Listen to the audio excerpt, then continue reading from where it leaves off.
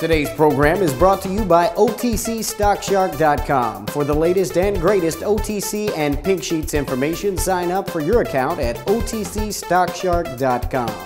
Thank you for tuning in to TBC Today. I'm Brandon Vincent. And I'm Angelina Soriano. In today's financial news, stocks recovered the biggest part of a steep loss to end nearly flat as some appetite for risk returned at the end of a session otherwise dominated by worries about Europe's credit crisis and other political tensions between North and South Korea. The Dow Jones Industrial Average had a 200-point loss, flirting with its first finish below 10,000 since early February.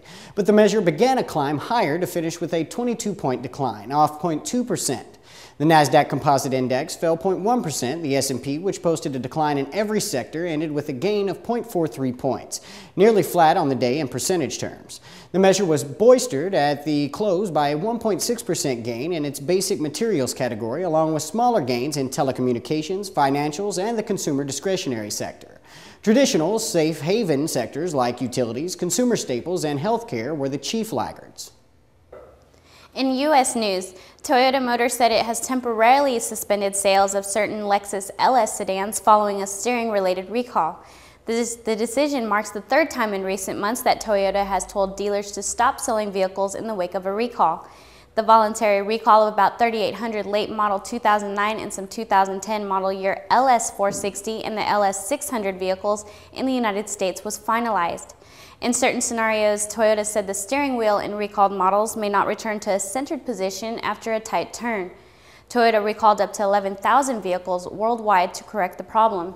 Sales are expected to resume gradually in mid-June, beginning with models that arrive in showrooms with the required fix.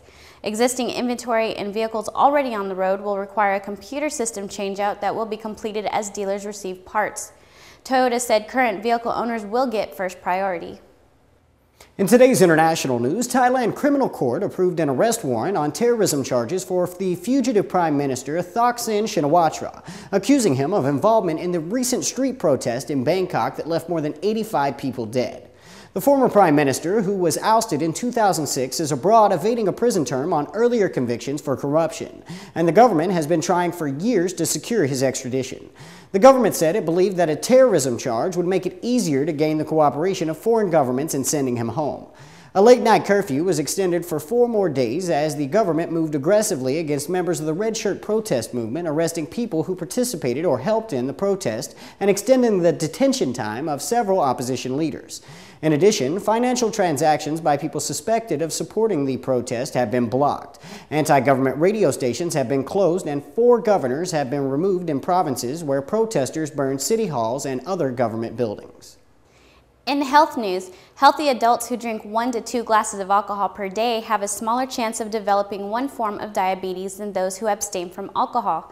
The 10-year study of 35,000 adults carried out by the National Institute for Public Health and Environment and Dutch Medical and Scientific Centers focused on type 2 diabetes, which occurs mainly in people over 40 years old. Results showed that people who consumed alcohol moderately and met at least 3 or 4 conditions of a healthy lifestyle had a 40% less chance of developing type 2 diabetes than those who abstained from alcohol completely.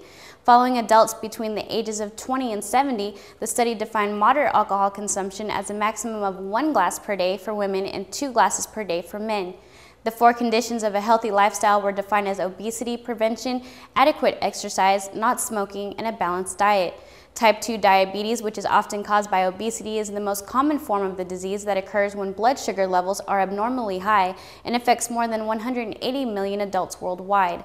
This form of diabetes currently requires daily treatment and can lead to cardiovascular diseases, stroke, blindness, amputations, and kidney failure if not controlled.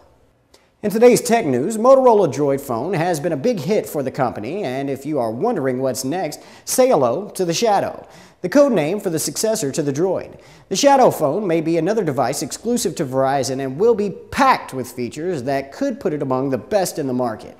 The phone will have a 1 GHz Qualcomm Snapdragon processor. It will sport an 8 megapixel camera that can shoot 720p, have a 4.3-inch display and an HDMI port along with 16 gigabytes of internal storage. The Shadow is also likely to run Android Foreo or Android 2.2, the latest version of the operating system that allows tethering and the ability to turn the phone into a wireless hotspot. There's no word, though, on whether Adobe's Flash Player 10.1 will run on the Shadow.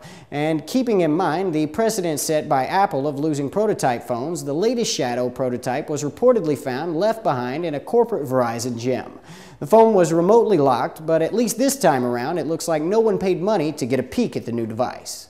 When you've got a serious leak, it's time for Leakender 2000. It fixes any leak fast, no matter what's leaking. Just spray it with Leakender 2000, and in minutes, the leak is sealed. Look, we'll cut this garden hose with a knife, then shut off the water and spray on Leakender 2000. Minutes later, the hose is as good as new. The cut is sealed. Leakender 2000 is a unique compound that fills and seals any crack or separation as it hardens. Why put up with gushing gutters, dripping drains, wet windowsills, and rain-soaked RVs? Leakender 2000 stops all those leaks, and it's yours for only $14.95. Call now and we'll double your order. We'll send you this giant-sized can at no extra charge. Order now. To order, have your credit card ready and call toll-free 1-800-936-0300 or send check or money order for $14.95 plus $5.95 shipping to the address on your screen. Call 1-800-936-0300. In entertainment news, talk show host and American Idol judge Ellen DeGeneres is setting up her own record label with plans to find and sign up new artists. Ellen, who joined American Idol in January, will announce on the Ellen DeGeneres Show that she is starting a record label 1111 and signing up 12-year-old YouTube sensation Grayson Chance as her first artist. Chance from Oklahoma was spotted by DeGeneres after posting a video of himself playing the piano and singing Lady Gaga's hit song Paparazzi at a 6th grade music festival on the web. He was invited to appear on Ellen's show, sparking huge interest in his video, which has now been viewed over 20 million times. Chance has also posted 2 original compositions on YouTube, Stars and Broken Hearts. Ellen said she will continue to use her show as a platform to find new artists whom she will sign to 1111. The record label is being set up in collaboration with Telepictures Productions. Lady Gaga and Madonna's manager Troy Carter has signed on to co-manage Chance. In today's Green News, the U.S. Green Building Council gave the Bank of America Tower its highest rating for environmental performance and sustainability, meaning New York City's second tallest building is also its greenest.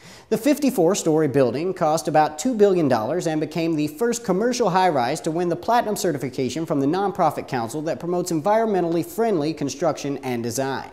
The certification was based on water and energy efficiency, indoor air quality, and the environmental friendliness of construction materials and other criteria.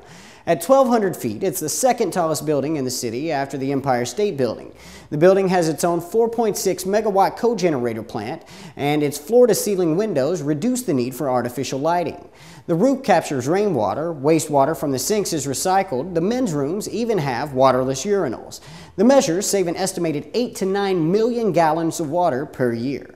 The steel was made of 87% recycled material and the concrete from 47% recycled content. Developers say the lower carbon dioxide content in the air helps people avoid the drowsy feeling in the afternoon. And spectacular views from the higher floors are enough to keep anyone's eyes open.